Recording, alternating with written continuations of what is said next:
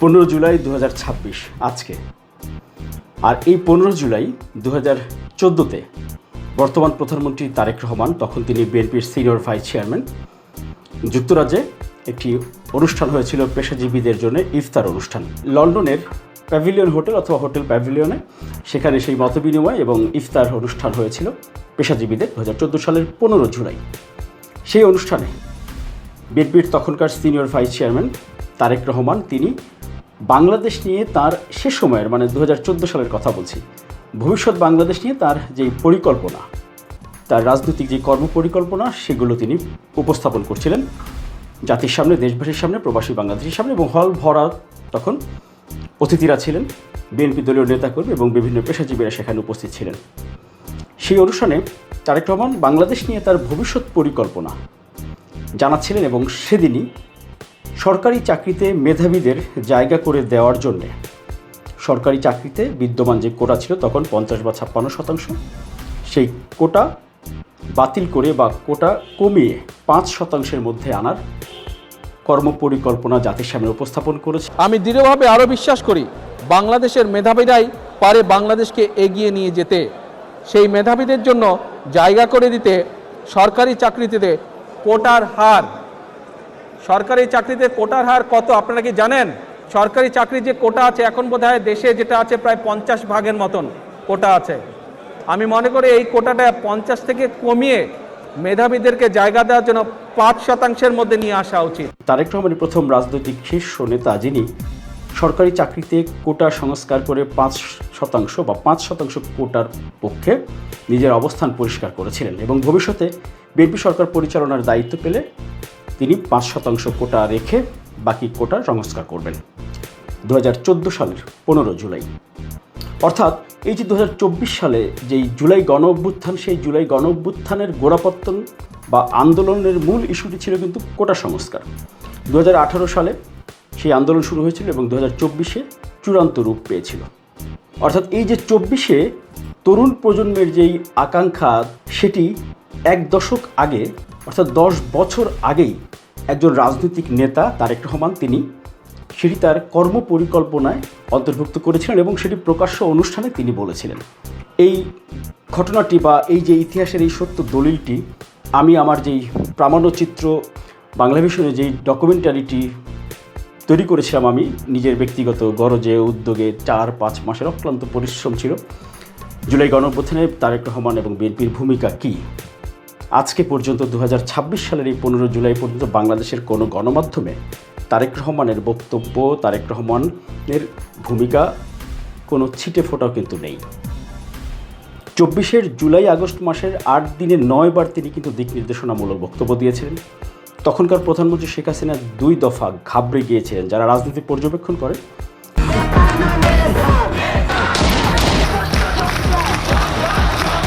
আগামী রবিবার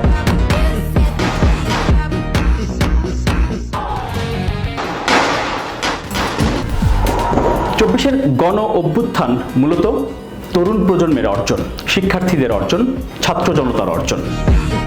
বহুল আলোচিত কোটা সংস্কার ইস্যুটি প্রথম আলোচনায় আনেন তারেক রহমান 2014 সালে যুক্তরাজ্যে এক অনুষ্ঠানে। তখনই তিনি যদি আমার এই যে সেই ডকুমেন্টারির হাইলাইটস, এটি অল্প ছোট্ট 5-6 মিনিটের, যদি এটুকু শোনেন, দেখেন, তাহলে শেখ হাসিনার কথা কিন্তু বুঝতে পারবেন। এই কারণে কিন্তু তারেক রহমানের বক্তব্য বিবৃতি 2015 সালের 7 জানুয়ারি থেকে নিষেধাজ্ঞা দেওয়া হয়েছিল গণমাধ্যমে প্রচার এবং প্রকাশের উপরে। সম্প্রতি শেখ হাসিনা তিনি সাজাপ্রাপ্ত, তার মৃত্যুদণ্ডের রায় হয়েছে নিম্ন আদালত থেকে, বিচারিক আদালত থেকে বা ট্রাইব্যুনাল থেকে। এই যে ট্রাইব্যুনাল থেকে সাজা হওয়ার পরে তার বক্তব্য বিবৃতি প্রচার নিয়ে নানা মতের, নানা পক্ষের আলোচনা, সমালোচনা বা দাবি দেওয়া এটি হচ্ছে।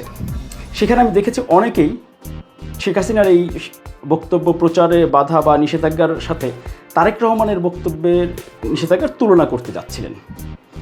অনেকে দেখছি ভুল তথ্য দিচ্ছিলেন।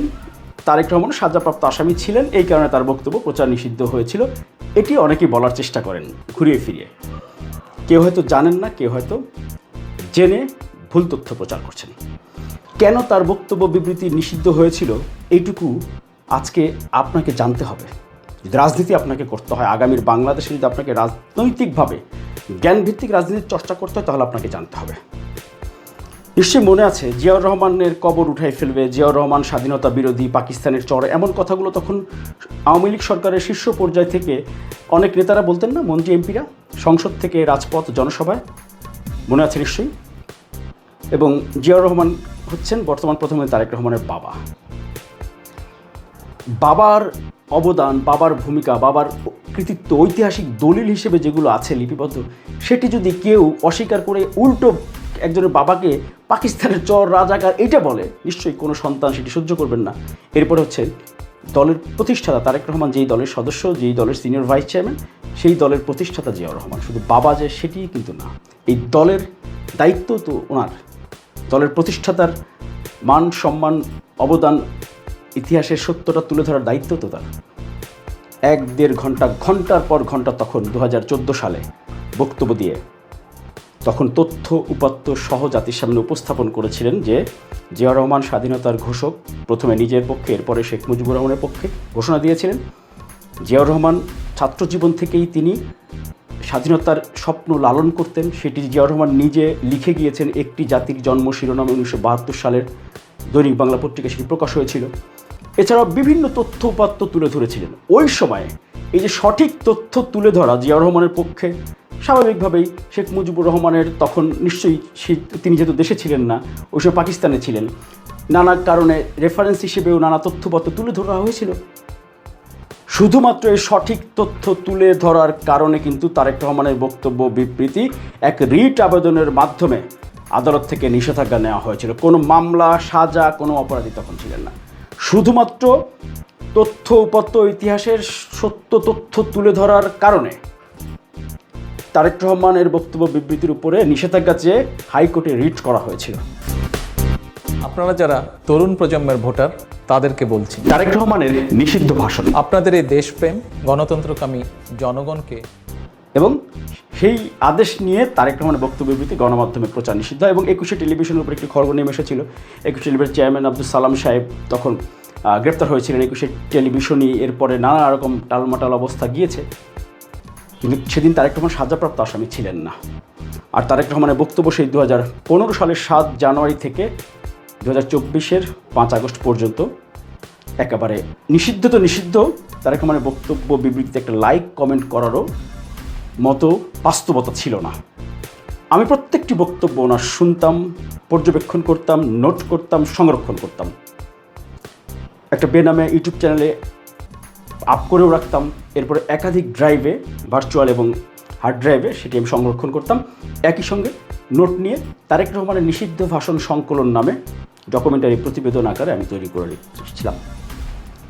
এরপর 24-এর 5 আগস্টের পরবর্তীতে আমি সেই প্রতিবেদনগুলো আমার Miraj Hossain Gazi live, MAG live, open media cell এই ইউটিউব চ্যানেলে আপনারা তারেক রহমানের নিষিদ্ধ ভাষণ সংকলন নামে সার্চ দিলে বা গুগলে বা ইউটিউবে সার্চ দিলে আপনারা সেটি দেখতে পারবেন, জানতে পারবেন একজন তারেক রহমানের নেতৃত্ব, ব্যক্তিত্ব তিনি কত দূরদর্শী।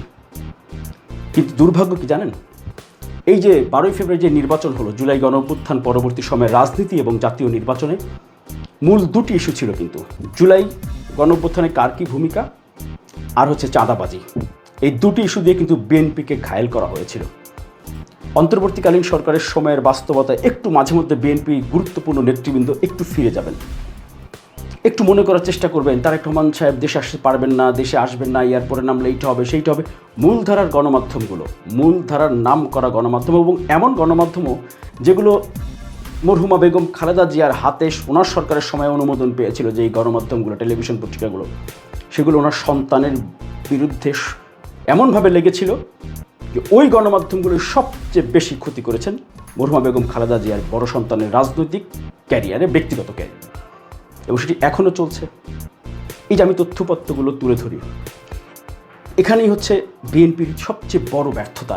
নিজেদের সব আছে, জুলাই গণ অভ্যুত্থানে বিএনপি এবং তারেক রহমানের ভূমিকা, ছাত্রদলের ভূমিকা, তার ছিটে ফোটাও অন্য প্রতিপক্ষ রাজনৈতিক দলগুলোর নেই, যারা বিএনপিকে হেয় করার জন্যে, খাটো করার জন্যে, রাজনীতির মাঠে ঘায়েল করার জন্যে জুলাই ইস্যুটাকে ব্যবহার করেছিল।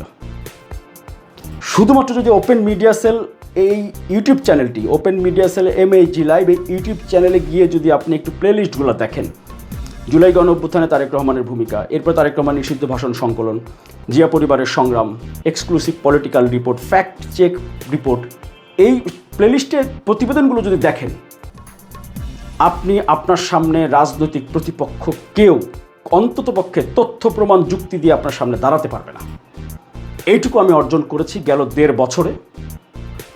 যেটি বলছিলাম, এই জুলাই গণ অভ্যুত্থানের যেই কোটা সংস্কার, সেই কোটা সংস্কার কিন্তু 2014 সালে 15 জুলাই তারেক রহমান লন্ডনে হোটেল দ্য প্যাভিলিয়ন হোটেল বা হোটেল প্যাভিলিয়নে তিনি সেখানে পেশাজীবীদের ইফতার অনুষ্ঠানে তার ভবিষ্যৎ রাজনৈতিক কর্মপরিকল্পনা উপস্থাপন করছেন, ভবিষ্যৎ বাংলাদেশ কেমন দেখতে চান।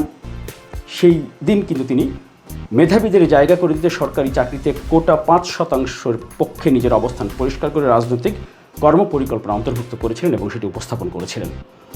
সেই কোটা সংস্কার এই দেখেন 10 বছর পর, অর্থাৎ 14 থেকে 24, 1 দশক পরের তরুণ প্রজন্মের আকাঙ্ক্ষা কতটা দূরদর্শী একজন রাজনৈতিক নেতা হলে তিনি 10 বছর আগে সেটি চিন্তা করে রেখেছেন। এখন এই নেতার প্রশংসা, এই নেতার অবদান, এই নেতার ন্যূনতম কোনো খবর গুগলে সার্চ দিলে এই তথ্যগুলো কোনো গণমাধ্যমে পাবেন না। আর এই যে পাবেন না, এই যে পান না, পাওয়া যায় না, এটি কিন্তু আমি জানি, বুঝি বলেই কিন্তু মিরাজ হোসেন গাজী এই open media sell MAG live এই বিকল্প প্ল্যাটফর্ম তৈরি করা, পরিচালনা করা এবং নিজের সর্বোচ্চটুকু দিয়ে আমি এতদিন কিন্তু এটি পরিচালনা করে এসেছি। এবং এই মাস, এই আগস্ট মাস, এটি কিন্তু আমার হচ্ছে শেষ, হয়তো ঢাকা শহরে থাকা বা আমার এই কার্যক্রম পরিচালনা করা। আমার যে ক্যাম্প অফিস, এই ক্যাম্প অফিসটা আমি এর মধ্যে ছেড়ে দিয়েছি। জুলাই মাসে হচ্ছে আমার শেষ মাস।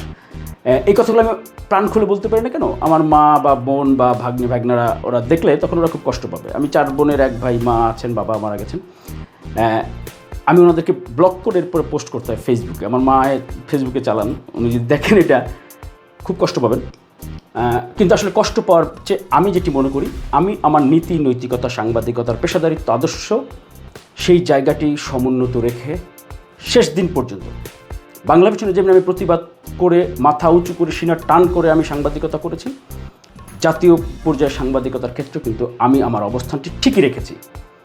যেই কারণেই মাননীয় প্রধানমন্ত্রীর যেই স্নেহ, ভালোবাসা এবং ওনার যে আশীর্বাদ এবং ওনার যেই অনুপ্রেরণা, ওনার যেই ছায়া অভিভাবকত্ব আমি পেয়েছি এবং ওনার টিমে যারা আছেন, ওনার প্রেস সচিব সালে শিবলি ভাই সহ আরও যারা আছেন ওনার টিমে, আমি সবশেষ যেই অনুষ্ঠানটি চিন্ময়টিতে হয়েছিল 16 তারিখে জুন মাসের, সেদিন আসলে আমি ওনার টিমের সবার সঙ্গে একসঙ্গে দেখা হওয়ার সুযোগ হয়েছিল। আমি অভিভূত, আপ্লুত। লন্ডনে ওনার সঙ্গে যারা ছিলেন সেই দীর্ঘ বছর, সেই 14 সালেও যাদেরকে দেখেছি ওনার সাথে কাজ করেন, এখনও তারা আছেন।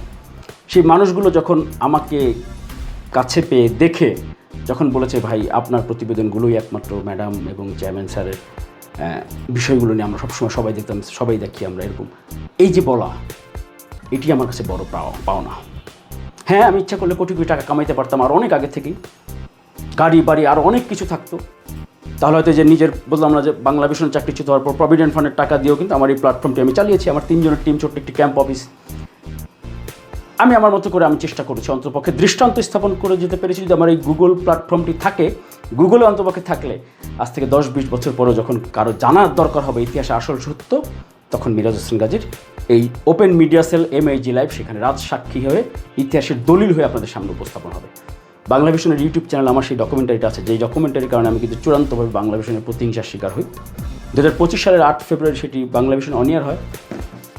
তারপর থেকে আমি চূড়ান্ত প্রতিহিংসার শিকার হয়ে কিন্তু 2026 সালের মার্চ মাসে আমি বাংলা ভিশন থেকে চাকরিচ্যুত হই। সরকারের সর্বোচ্চ পর্যায় থেকে, এটি আমি বারবার বলি এই কারণেই, নাহলে ওনাদের প্রতি অবিচার করা হবে। অনেক শুভাকাঙ্ক্ষীরা আছেন যারা হয়তো ভুল বুঝবেন যে না, তাহলে কি মাননীয় প্রধানমন্ত্রী বা সরকারের পক্ষ মিরাজ, হ্যাঁ একমাত্র মাননীয় প্রধানমন্ত্রী, বাট আর কোনো বিএনপির কেউ। আমি এটুকু জানি, আমি কিন্তু একেবারে জেনে বুঝে এই সংগ্রামটা করছি। নিশ্চিত আমি জানি যে এই সংগ্রামের বিজয় হবে না, এটি পরাজয় নিশ্চিত। কারণ গণমাধ্যমের দীর্ঘ বছর ধরে গণমাধ্যমে জামায়াত ইসলামের মতাদর্শের মানুষ একেবারে কানায় কানায় পরিপূর্ণ হয়ে গেছে। তার উদাহরণ বাংলা ভিশন। আর বিএনপি এটি সম্পূর্ণভাবে দায়ী। বিএনপির রাজনৈতিক নেতৃবৃন্দ যারা আছেন তারা গণমাধ্যমের প্রতি উদাসীন ছিলেন। এটি তাদের সবচেয়ে বড় ব্যর্থতা বলি, আর উদাসীনতা বলি, বা তাদের রাজনৈতিক সিদ্ধান্ত হতে পারে। বাট আমি আমার পর্যবেক্ষণটুকু তুলে ধরলাম। কারণ কি, মিরাজ হোসেন গাজী বাংলা ভিশন থেকে চাকরিচ্যুত করা বা হওয়া বা চাকরিচ্যুত কেউ করবে বর্তমান সরকারের সময় 15 মার্চ, এটা কিন্তু আমি মন খুলে বলতেও পারি না। যে যদি তালিকা করা হয় যে বিএনপি সরকারের সময়, তারেক রহমানের সরকারের সময় কয়জন সাংবাদিক চাকরিচ্যুত হয়েছে, তার মধ্যে আমার নাম আমি অন্তর্ভুক্ত করতে চাই না বলেই কিন্তু আমি এটি এইভাবে করে বলি না। একটু আরেকটি কথা বললাম, কিন্তু যদি বিএনপি কেন বারবার বলছি, কারণ আমার ওই ডকুমেন্টারি ছিল চূড়ান্ত প্রতিহিংসা শুরু হয়েছিল জিয়া পরিবারকে বাড়ি থেকে উচ্ছেদের ওই ঘটনা দিয়ে। এটি বাংলাদেশের সবাই জানে, আমি লিখিতভাবে বাংলাভিশন কর্তৃপক্ষকে উপস্থাপন করেছিলাম। এবং এখানে কিন্তু আমি বাংলাভিশন ইস্যুটি বা নিজের এই যে কৃতিত্ব, এটি অনেকে মনে করেন না যে কৃতিত্ব জাহির করছি, আসলে না। এটি মূলত গণমাধ্যম যে সম্পূর্ণভাবে বিএনপির মতাদর্শের বাইরের লোকজন নিয়ন্ত্রণ করে, জামায়াত ইসলামের মতাদর্শ যে পুরো গণমাধ্যম, যদি মালিক যে ঘরানার হোক, আওয়ামী লীগ হোক, বিএনপি হোক, জামাত হোক, দেবতা হোক, মহামানব হোক, কিচ্ছু করতে পারবেন না। এডিটোরিয়াল পলিসি আর রিপোর্টিং পলিসি, এই দুটি জায়গা হচ্ছে সবচেয়ে গুরুত্বপূর্ণ একটা সংবাদের ধারণা বা সম্পাদকীয় নীতি বা একটি ন্যারেটিভ দাঁড় করানোর জন্য। রিপোর্টিং পলিসি হচ্ছে সবচেয়ে গুরুত্বপূর্ণ এবং সম্পাদকীয় নীতি কোনো মালিক ইচ্ছা করলেও পারবেন না যদি একবার সেট হয়ে যায়। বাংলাভিশন যেমন একেবারে সুন্দর পরিপূর্ণ, এখানে ওই সাংবাদিকদেরও কিন্তু দোষ না, জামাত ইসলামেরও দোষ না। জামাত ইসলামের সফলতা, ওই সাংবাদিক বন্ধুদের অবস্থান তাদের মধ্যে তারা আছে, কিন্তু মিথ্যা তথ্য অপতথ্য যখন করে তখন হচ্ছে এটি তাদের কবিরা গুনাহ এবং ক্ষমাহীন অপরাধ, সেটি বাস্তবতা। বাট তারা অতীতে ধরেন যখন যে 24-25 বছর তো আপনি হিসাব করেন নাই, তাই না? একটি ভোটের উদাহরণ আমি দিচ্ছিলাম, ধরেন বাংলাভিশনে 40 জন ভোটার সাংবাদিক, দুটি নির্বাচনের যদি আমি উদাহরণ দিই, ধরেন একটি 5 আগস্টের আগে একটি নির্বাচন হয়েছে, সেই নির্বাচনে ব্যালট পেপারে দুটি মাত্র মার্কা, শুধুমাত্র দুইটাই মার্কা, ধানের শীষ এবং নৌকা। এই নির্বাচন ধরেন 40 জন ভোটার বাংলাভিশনের সাংবাদিকদের মধ্যে একটি ব্যালট পেপারে মার্কা হচ্ছে ধানের শীষ আর নৌকা, শুধু দুইটাই মার্কা, আর কোনো মার্কা নাই। ওই নির্বাচনের ফলাফল যদি দেখা যায় এই 40 জনের মধ্যে 36-37টা ভোট হচ্ছে ধানের শীষে, 3টা বা 4টা হবে নৌকাতে। আর এখন ধরেন পরবর্তীতে আরেকটি নির্বাচনে যদি একটি ব্যালটে দুটি প্রতীক থাকে, একটি ধানের শীষ আর একটি দাঁড়িপাল্লা, আগে ছিল ধানের শীষ আর নৌকা, এখন ধানের শীষ আর দাঁড়িপাল্লা প্রতীক যদি একটি ব্যালটে থাকে আর কোনো প্রতীক যদি না থাকে, তাহলে ফলাফল দেখবেন ওই 40 জনই ভোটার, ফলাফল দেখবেন এখন দ্বিতীয় ইলেকশন যেটি ধরেন এখন যদি হয়, সেখানে দেখবেন ধানের শীষ পেয়েছে 2টা বা 3টা, দাঁড়িপাল্লা পাবে 37-38টা বা 36টা ভোট। এটি হয়তো 19.5-20 এরকম একটু গরমিল হতে পারে। এটি 1.5 বছরের পর্যবেক্ষণ এবং মোটামুটি বিজ্ঞানসম্মত বা বিশ্বাসযোগ্য যে পদ্ধতিগুলো আছে অন্ততপক্ষে পর্যবেক্ষণের ক্ষেত্রে, গবেষণার ক্ষেত্রে, এবং 2-1 জনের ইস্যুতে যদি আপনার কাছে মনে হতে পারে যে ভাই অমুক তো অমুক না বা অমুক তমুক না, আপনি যাকে নিয়ে কনফিউশন থাকবে যে অমুক অমুক না তমুক তমুক না, সেই কনফিউশনওয়ালা মানুষটাকে শনাক্ত করার জন্য অন্ততপক্ষে 1 বছর পরিশ্রম করতে হয়েছে। এবং কোনো এক সময় ওই আপনি আর আমার যাকে নিয়ে কনফিউশন বা যা 2-1 জনকে নিয়ে কনফিউশন থাকলে, একজন বড় ভাইকে যিনি ওই যে আমার আপনার যে কনফিউশন যাকে নিয়ে বা 2-1 জনকে নিয়ে, তাদের একেবারে স্টুডেন্ট লাইফ থেকে প্রথম কর্মস্থল থেকে একসঙ্গে ওঠা বসা খাওয়া দাওয়া। আমি জিজ্ঞেস করছিলাম বাংলাভিশনের রাজনৈতিক মতাদর্শ কার কি, একটু বলেন দেখি। বিএনপির কয়জন, আগে বলেছি যে জামাত ইসলামের কে কে আছে একটু বলেন দেখি। প্রথমেই 1 নম্বরে বলেছেন আমার আর আপনার যাকে নিয়ে কনফিউশন থাকবে যে উনি জামাত হয়তো করেন না, তার কথা প্রথমেই বলেছেন। তার মানে আমার পর্যবেক্ষণ গবেষণার ফলাফল এটি একেবারে নির্ভুল। হ্যাঁ, আবার আজকে যদি একই ব্যালট পেপারে ধরেন ধানের শীষ আর নৌকা থাকে, তাহলে কিন্তু ধানের শীষ ভোট পাবে 34-35টা 36টা, কিন্তু ধানের শীষ আর দাঁড়িপাল্লা থাকলে ধানের শীষ পাবে 3টা বা 4টা। এটি বাংলাভিশনের বাস্তবতা। আর বাংলাভিশন উদাহরণ হিসেবে দেওয়ার কারণ হচ্ছে বাংলাভিশনে যদি এই অবস্থা হয় তাহলে বাংলাদেশের গণমাধ্যমের বাস্তবতা কেমন। বাংলাভিশনে যদি মিরাজ হোসেন গাজীর মতো সাংবাদিক চাকরি করতে না পারে, দীপন দেওয়ানের মতো সাংবাদিক যদি বাধ্য হয় রিজাইন দিতে, মিরাজ হোসেন গাজীকে যদি বরখাস্ত করা হয়, লিখিতভাবে তথ্য উপাত্ত, অপসাংবাদিকতা, মিথ্যা সংবাদের দলিল উপস্থাপন করে কর্তৃপক্ষকে জমা দিয়েছি, এটি জাতির সামনেও আমি উপস্থাপন করবো ইনশাআল্লাহ, আল্লাহ বাঁচিয়ে রাখেন, তাহলে বাস্তবতা আমার গবেষণার ফলাফলটি পাবেন যে কতটা অপেশাদার এবং কতটা রাজনৈতিক মতাদর্শে বলিয়ান হলে এই বাস্তবতা হতে পারে। আবারও বলি, এটি জামাত ইসলামের সফলতা। আর ওই যাদের নিয়ে আমরা গবেষণা করছি তাদেরও যে বাস্তবতা, ব্যালট পেপারের বাস্তবতা, ব্যালট পেপারে দাঁড়িপাল্লা ধানের শীষ থাকলে একরকম হবে, ধানের শীষ আর নৌকা থাকলে একরকম হবে। এটা আপনাকে মানতে হবে। এই দায় দায়িত্ব সম্পূর্ণভাবে বিএনপির সংশ্লিষ্টদের, যারা দেশে রাজনীতি করেছে এতদিন। আমি নিজে এইটুকু জানি, কারণ আমারই যে টোটাল যেই বাস্তবতা, আমি কোনো কিছুর ভয় করি না, পরোয়া করি না, আল্লাহর রহমতে এটা নিশ্চয়ই বুঝছেন। নাহলে নির্বাচনের আগের 1 বছর বা 6 মাস কোন পরিস্থিতি গিয়েছে অন্তর্বর্তীকালীন সরকারের সময়। কিন্তু আমি একটি জিনিস চিন্তা করি যে এই সংগ্রাম, এই ঢাকা শহরে ধরেন যদি আমাকে কেউ মেরে ফেলে যদি গুলি করে বা যে কোনো অপমৃত্যু যদি আমার হয়, ধরেন বাংলা মোটরে মোড় আছে, মাননীয় প্রধানমন্ত্রী তারেক রহমান উনি জানার আগ পর্যন্ত ধরেন উনি ছাড়া বিএনপির আর কেউ জানলেও ডেড বডি দেখতে আসবে না মিরাজ হোসেন গাজীর বা যে কোনো সাংবাদিকের। আমাকে দিয়ে বলছি এরকম না, আমার মতো আরও যদি দু একজন থাকেন যারা সাংবাদিকতার পেশাদারিত্ব বজায় রাখতে চায় এবং জিয়া পরিবারের ওপর জুলুম, অবিচার, অত্যাচারের সেই রহস্যগুলো উন্মোচন করে জাতির সামনে উপস্থাপন করতে চায় এমন সাংবাদিক। আমি এখনও আমার রাজনীতি পছন্দ অপছন্দ থাকতেই পারে, ভোট তো আমি নিশ্চয়ই কোনো না কোনো মার্কায় দেবো বা দিই, তাই না? কিন্তু আমি এইটুকু বলতে পারি, সাংবাদিক হিসেবে যখন আমার মাইক্রোফোন হাতে বা আমি যখন রিপোর্টিং করি, তখন আমার কাছে আওয়ামী লীগ, বিএনপি, জামাত, জাতীয় পার্টি সবাই সমান। 5 আগস্টের পরে সজীব ওয়াজেদ জয়ের ইন্টারভিউ 8 আগস্ট আমি প্রচার করেছিলাম। এরপরে বেগম জিয়া বা তারেক রহমান সাহেবের কথা সবাই জানেন, সেই রিপোর্টগুলো। আর সবশেষ বাংলা ভিশন থেকে আমি বিদায় নিয়েছি জামায়াত ইসলামের আমিরের প্যাকেজ রিপোর্ট করে। কিন্তু বেগম খালেদা জিয়ার জানাজা আমি পড়তে পারিনি, আমাকে পড়তে দেওয়া হয়নি, কাভার করতেও দেওয়া হয়নি। সারাদিন এই রুমের মধ্যে থেকে চিৎকার করে কান্না করেছি। আর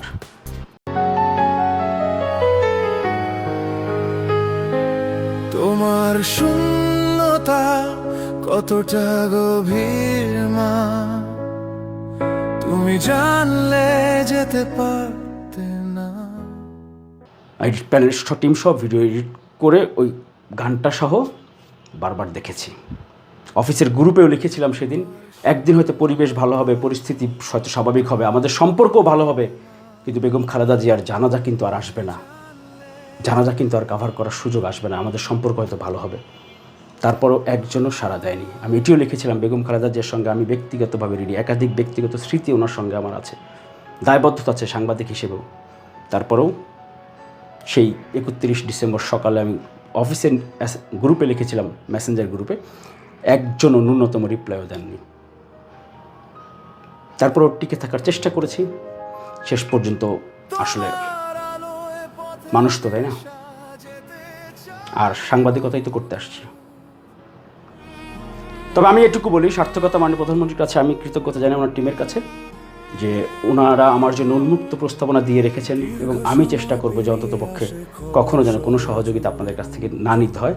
যদি অনাকাঙ্ক্ষিত অপ্রত্যাশিত কোনো ঘটনা ঘটে যায়, তখন দূর থেকে আমার জন্য দোয়া করবেন, এটুকু শুধু চাওয়া। আর বিএনপি যারা করেন বা রাজনীতি করেন, জনাব তারেক রহমানের জন্যে আপনারা রাজনীতি করেন, নাহলে আপনাদের, আমি নিজে তো বললাম যে আমি মিরাজ হোসেন গাজী যদি এই বাস্তবতা হয়, মানে প্রধানমন্ত্রী একা তো সব কিছু দেখতে হবে, আর সবাই কি, ওই যে বললাম, যদি আমি অনাকাঙ্ক্ষিত মৃত্যু হয়, মানে প্রধানমন্ত্রী তো আর জানতে জানতে তার আগ পর্যন্ত আর কেউ খোঁজও আমার নেবেন না ঢাকা শহরে। অন্ততপক্ষে যদি সাংবাদিকতার এই যে বিএনপি বিট করেছি দীর্ঘদিন যাবৎ, আর যেহেতু জিয়া পরিবারের জুলুম, অত্যাচার, অবিচারে রিপোর্ট করে, আমি তো, যারা হয়তো না বুঝবেন তারা মনে করবেন যে আমি হয়তো এই বিএনপির রিপোর্ট করার জন্যই হয়তো আমি এই প্ল্যাটফর্ম করেছি।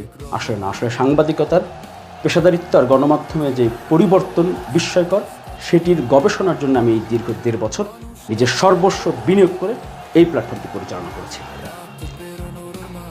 আল্লাহ হাফেজ। বাট আমি সুখী, আমি হ্যাপি, আল্লাহ আমাকে অনেক কিছু দিয়েছেন, গল্প করার মতো সাংবাদিকতায় অনেক অর্জন আছে। ইনশাআল্লাহ বেঁচে থাকলে গল্প হবে, দেখা হবে, ভার্চুয়ালি হয়তো বা। আল্লাহ হাফেজ।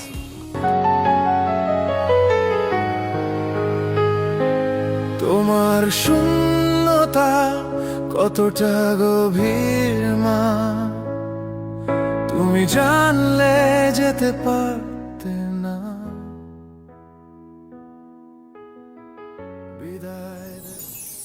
Open media sell.